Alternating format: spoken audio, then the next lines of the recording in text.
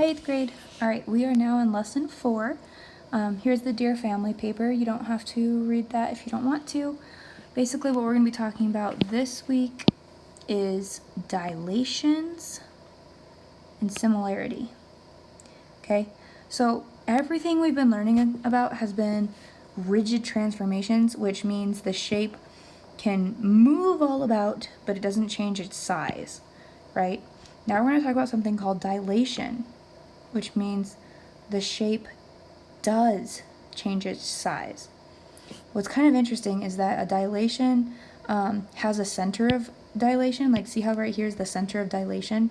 Which means if I were to take this shape and then I said it dilated by a certain amount, not only do I shrink all the sides by that certain amount, it also goes in a certain direction. Very interesting. Okay, so we will learn all about that. Let's go ahead and go to the next page. Think about dilations. You can see examples of dilations in technology and science. For example, the pupil of your eye dilates when you enter a dark room. In everyday language, you can use dilate, almost always meaning to get bigger. In this case, your pupil actually gets bigger to let more light in. Okay, so dilations mean things get bigger. Make a list of some everyday situations and you might see some dilations. All right, this is kind of funny. Anybody who's had younger siblings knows when their parents go or when their mom goes in to have the baby, they always talk about how much they're dilated, which means how much the baby's like almost ready to come out, right? So you could say a dilation for giving birth. You could say a dilation for pupils. A dilation for, could I say that a blueprint is kind of like a dilation? Like, it's like a shrinking dilation though, right? So if I wanted to use a dilation, like a blueprint, and I said use this blueprint to scale and now go build the real giant house in real life, I would have to multiply all the lengths and the widths by the same number to get the real life house. So that could be a dilation as well. You guys can write down like 1 or 2 examples. All right, let's go to lesson 4, session 1. All right, so I am scrolling through here trying to find the page. Okay. All right, complete the problems about enlarging and reducing a figure. In art class, Kennedy draws scale copies of figure A to make a rug pattern. She uses a scale factor of 2 or 3 halves to draw figure B. Complete figure B by drawing the missing sides. Okay, I want to talk to you guys about this for a second. If I'm going from big to small, I'm going to divide. If I'm going from small to big, I'm going to multiply. Now think about that. That just makes sense, right? If I had a bag of M&Ms and I needed to divide it up amongst the class, let's say I had 20 M&Ms and there's 5 of you, I would take 20 divided by 5 and I'd get a small answer compared to what I started with, right? So a division makes things smaller. Now if I said I have a bag of M&Ms and I'm going to multiply it by 5 to feed a class, that means I would have a whole bunch of M&Ms. And so if I start small and I multiply, I'm going to get a big answer. It just makes sense. Okay? Okay. So in this problem, we're going from small to big. If we're going from small to big, that means we need to multiply. They told us our scale factor is 3 halves. Okay? Super important that they give us our scale factor. What that means is I can take my scale factor and multiply it by each of these sides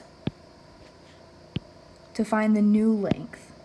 For example, I know they gave us one length already, but let me just show you something. This is 1, 2, 3, 4.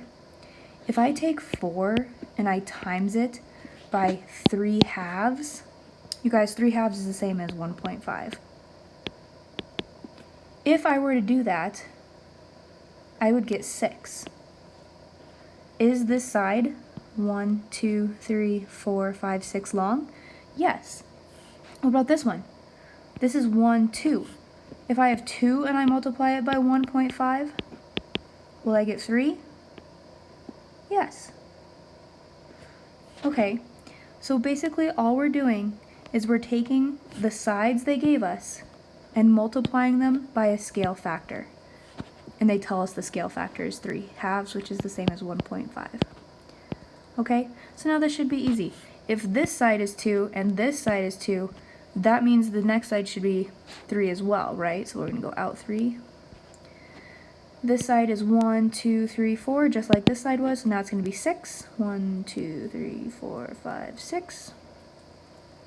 So it's going to be 6 by 3, 6 by 3.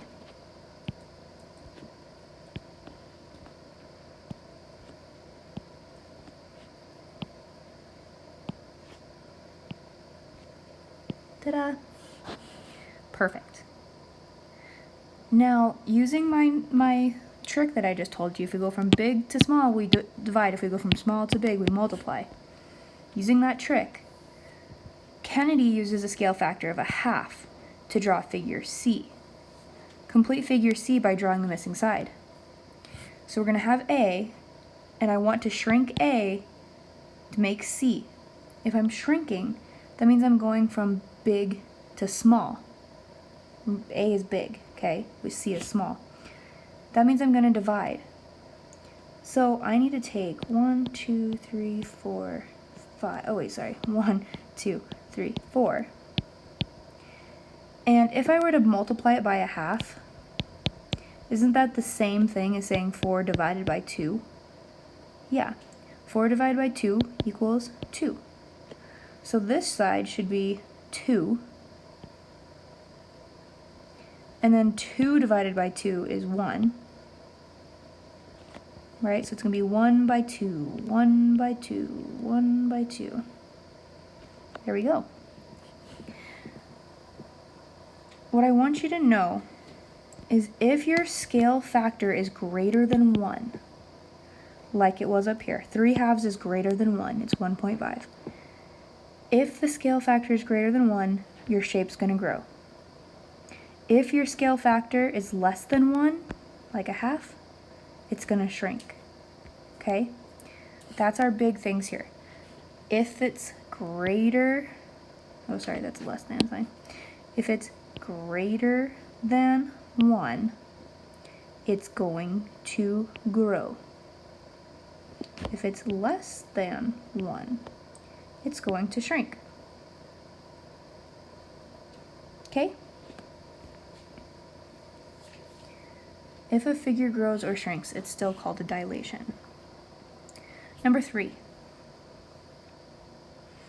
A dilation may change a figure's size. In a dilation, corresponding angles are congruent, and corresponding side lengths are related by the same scale factor. We learned that on the page before. Phew, bless me.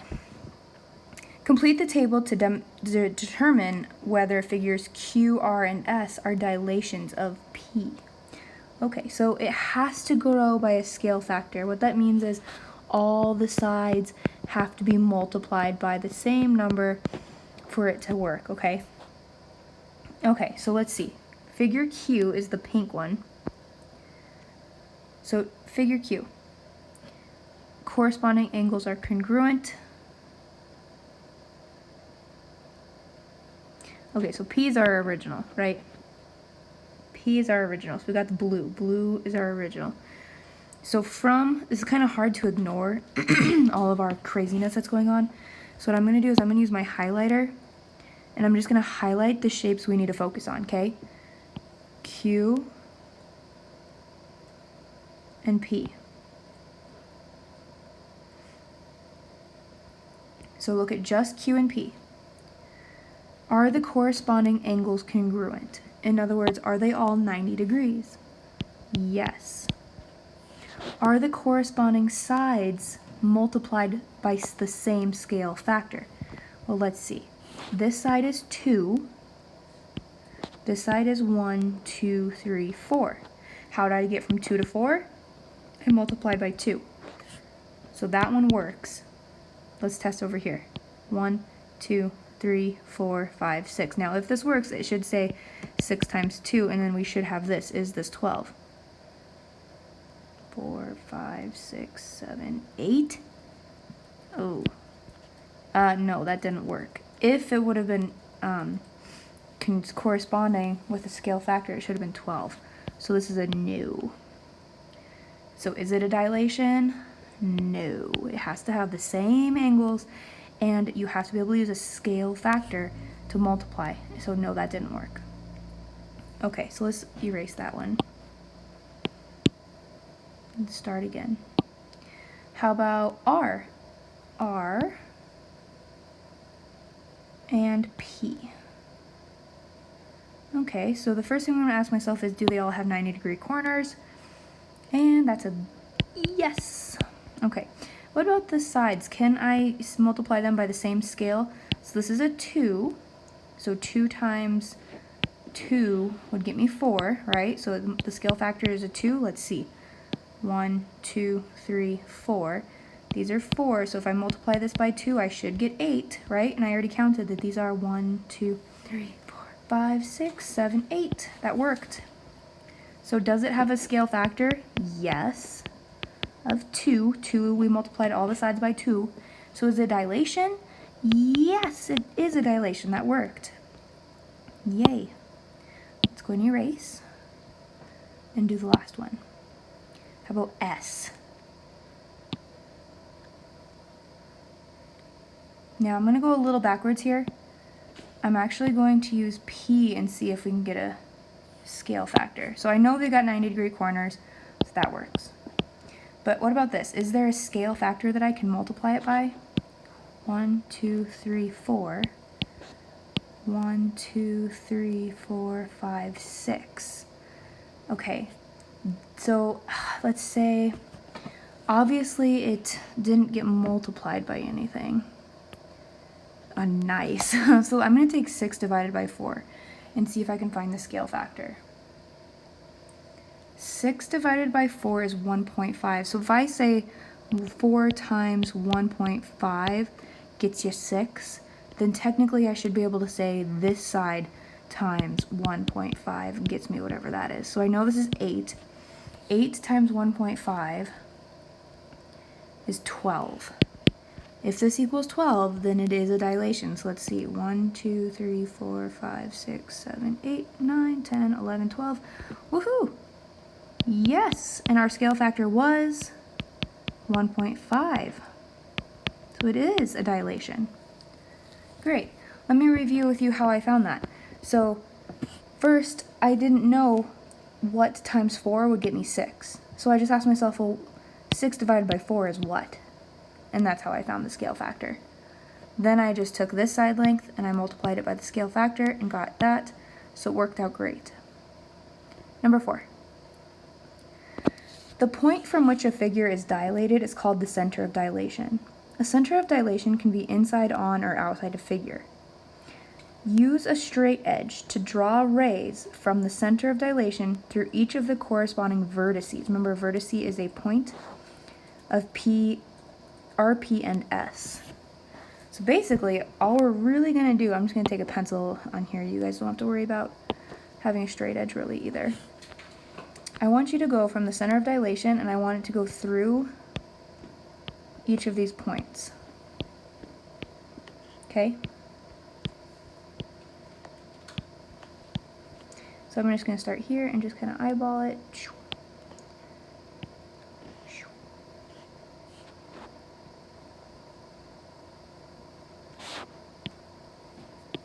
Alright, so the center of dilation has the rays that are going through all the vertices.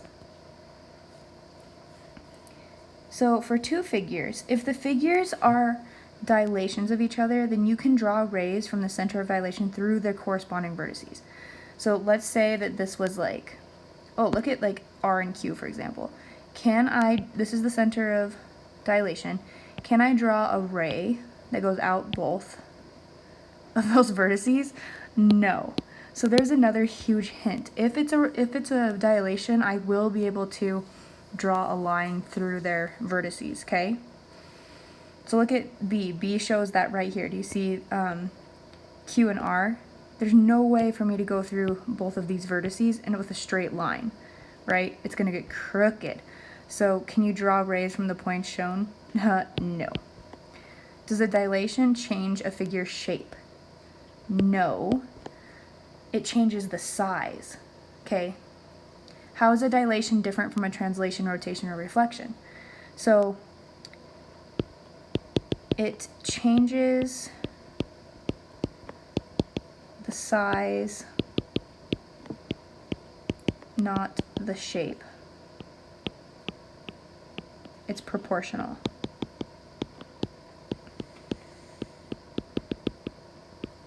How is it different from a translation, reflection? Well, all of these things cannot change size. Okay? So it's still like we're transforming a shape, but we're not doing a transformation because a transformation can't change size. Okay? Alright guys, we will do page 85 and 86 in class together. Please scan 84 and upload it to Google Classroom. Alright, bye.